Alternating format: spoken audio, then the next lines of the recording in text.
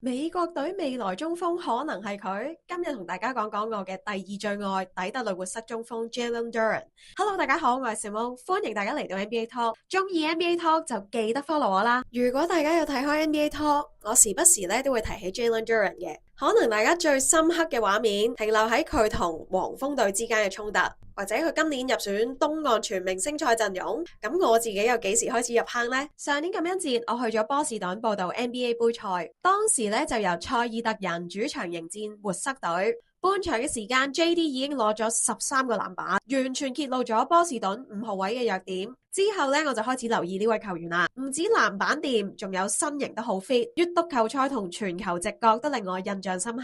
喺呢一季咧，佢重點培訓咗自己嘅運球技術同埋中距離投射，增強咗佢嘅得分能力。喺主將 Cade Cunningham 爆廢缺陣期間咧，更加挺身而出。今季常規賽咧，總平均得分接近20分，10個籃板，令佢成為本季年度最有進步球員嘅第2位。後知後覺，原來佢只係22歲嘅咋，但已經喺 NBA 打咗4個賽季。來自費城嘅佢咧就喺訪問提過，由細到大咧都係比同年嘅隊友身形龐大噶啦，所以入大學1年後咧就提早選秀。雖然佢喺東岸首輪季後賽咧發揮未如理想，但係喺關鍵嘅搶七大戰入邊就攻入咗15分，搶咗15個板，一套烏氣啊！佢嘅性格咧就屬於志氣高昂啦，同活塞壞男孩嘅身份咧不謀而合。喺一次賽後嘅訪問入邊咧，就更加講過 The East runs through Detroit。咁又睇睇佢可唔可以協助呢隊年輕嘅活塞隊再進一步啦。今季夏天咧，佢就會成為自由身球員，只要季後賽表現平穩，